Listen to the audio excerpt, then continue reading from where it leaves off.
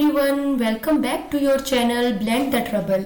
आज हम अपनी सुपरवाइज लर्निंग में ही क्लासिफिकेशन मॉडल को पढ़ेंगे जो कि है artificial neural networks. Artificial neural networks basically है क्या? Artificial neural networks provide a practical method for learning. ये हमारे पास किसी भी फंक्शन को लर्न करने की कैपेबिलिटी रखता है। Real valued function, discrete valued function या वेक्टर वैल्यूड फंक्शन, इनमें से कोई भी फंक्शन हो, इसको हमारा आर्टिफिशियल न्यूरल नेटवर्क बहुत अच्छे तरीके से लर्न या ट्रेन हो सकता है। It is reverse to error in training data. अगर हमारे ट्रेनिंग डाटा में कोई एरर है तो उसको भी ये इजीली मैनेज कर सकता है। It successfully applied to each problem, such as interpreting visual scenes, speech recognition या फिर learning robot control strategies. Biological neurons, अगर हम अपने ह्यूमन बायोलॉजी पढ़ें तो वहाँ पे भी हमें ये पता लगता है कि we human beings have billion of neurons. हमारे ह्यूमन ब्रेन के अंदर बहुत ज़्यादा न्यूरॉन्स पाए जाते हैं। The human brain is made up of billions of simple processing units neurons. यहाँ पे एक इमेज के थ्रू हमें ये डिफरेंट क्लासिफिकेशन की गई है एक न्यूरॉन की। Inputs are received on dendrites and if the input level are over the threshold the neuron fires passing a signal through the axon to the synapse which when connects to the another neuron। एक neuron को दूसरे neuron के साथ connect कौन सी चीज करती है? That is synapse. कौन कौन सी अप्रोप्रिएट प्रॉब्लम्स हैं जिनको हमारा ANN इजीली सॉल्व कर सकता है? ANN is well suited to problems where the training data corresponds to noisy complex data। अगर हमारे पास बहुत ज्यादा कॉम्प्लेक्स डाटा है या हमारे पास नॉइजी डाटा है तो हमारे ANNs उस प्रॉब्लम को, उस ट्रेनिंग डाटा को इजिली हैंडल कर सकता है। Can also use for problems with symbolic representation. अगर बीच में सिंबॉलिक रिप्रेजेंटेशन है डाटा के अंदर या कोई ऐसी प्रॉब्लम आ गई है तो हमारा ANN उसको भी इजीली हल कर सकता है। Most appropriate for problems when instances have many attribute value pair। अगर हमारे पास एक इंस्टेंस के बहुत ज्यादा एट्रीब्यूट वैल्यूज हैं तो उसको भी हमारा ANN इजिली उस प्रॉब्लम को भी हल कर सकता है। Target function output may be discrete valued, real valued, vector valued और सेवरल रियल और डिस्क्रीट वैल्यूज एट्रीब्यूट्स। ये हम पहले ही पढ़ चुके हैं कि ये हमारे डिफरेंट फंक्शंस को इजीली मैनेज कर सकता है। ट्रेनिंग एग्जांपल्स में कंटेन एरर्स। अगर हमारे पास ट्रेनिंग डाटा सेट के अंदर एरर्स भी है तो भी ये इसको इजीली मैनेज कर सकता है। Long training times are acceptable. अगर ट्रेनिंग टाइम बहुत लॉन्ग है, एक्सटेंडेबल है, तो उसको भी ये इजीली एक्सेप्ट कर सकता है। Fast evaluation of the learn target function may be required और the ability for human to understand the learn target function is not important. और अगर ह्यूमन जो है उसके लिए इम्पॉर्टेंट नहीं है कि वो इस टारगेट फंक्शन को पहले समझे, जिस तरह हम डिसीजन ट्रीज में नोड्स को समझ रहे थे, हर एक नोड को कि कौन सी नोड हमारे ट्री के लिए बेस्ट है। Artificial neural network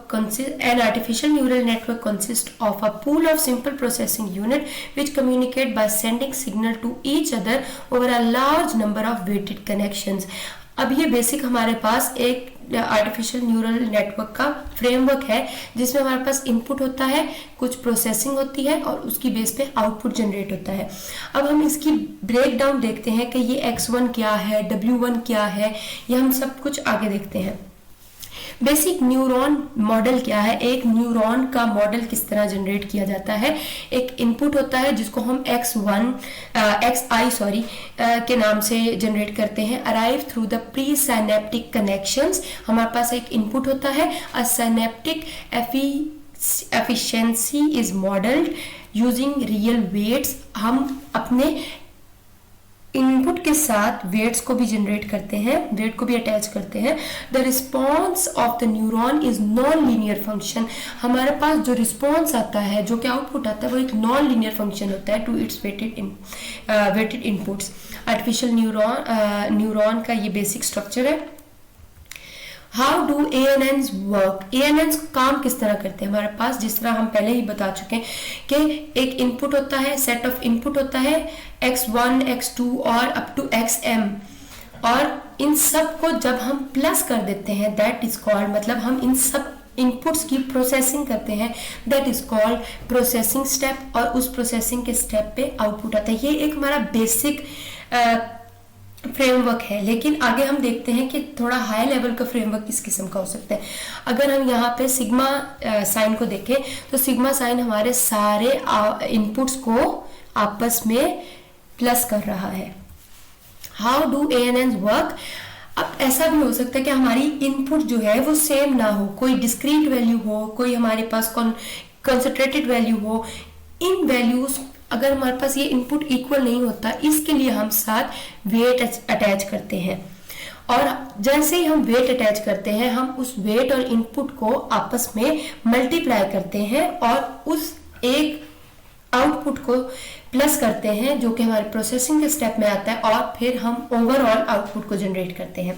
that one is multiplication of input and the weight plus multiplication of input two and weight. How do ANNs work? The signal is not passed down to the next neuron. हमारे पास जब हम wait add कर देते हैं तो हम एक transfer function भी उसके साथ ऐड करते हैं।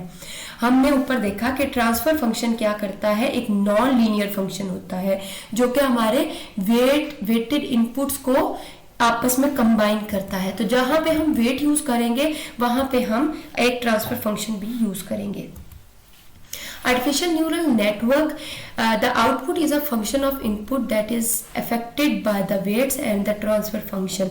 हमारे पास कुछ इनपुट आया, उसके हमने आउटपुट जनरेट किए, फिर हमने एक उन सब की प्रोसेसिंग की, उसके बाद एक्टिवेशन फंक्शन जो कि हमने ऊपर देखा कि हम एक ट्रांसफर फंक्शन यूज करते हैं, उसके बाद हम उस ट्रांसफर फंक्शन के बाद अपना सारा आउटपुट निकालते हैं, हर एक ट्रांसफर फंक्शन का अलग अलग, और उस आउटपुट को कंबाइन करके एक कंबाइंड आउटपुट निकालते हैं। आर्टिफिशियल न्यूरल नेटवर्क की 3 मेन लेयर्स होती हैं। एक लेयर तो हमने पहले देखी इनपुट की, और आउटपुट की 2 लेयर्स तो हम देख चुके हैं। अब हम ये देखते हैं कि हिडन लेयर क्या चीज है। हिडन लेयर बेसिकली हमारी वो वाली लेयर है जिसमें हम अपने इनपुट के साथ वेट को अटैच करते हैं।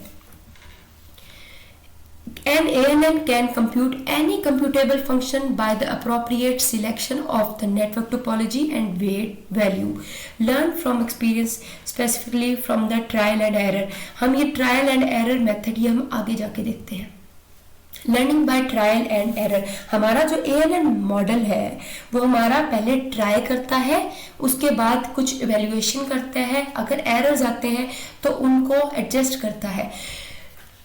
Trial processing in the input to produce an output. Evaluating this output by comparing the actual output with the expected output. और अगर हमारा एक्सपेक्टेड आउटपुट जैसा नहीं आता तो हम उस एरर को रिमूव करके उसके बाद एडजस्ट करते हैं अपने वेट्स को दोबारा। आर्टिफिशियल न्यूरल नेटवर्क में हम एक्सॉर की एग्जांपल लेते हैं। हमने इनपुट ली, इनपुट लेयर विद 2 न्यूरॉन्स, ये हमारे पास 2 न्यूरॉन्स है। उसके बाद हमारे पास हिडन लेयर आ जाती है जिसमें हमने 3 न्यूरॉन्स यानी कि 3 वेट्स अटैच कर दिए और हमारा एक आउटपुट जनरेट हो गया।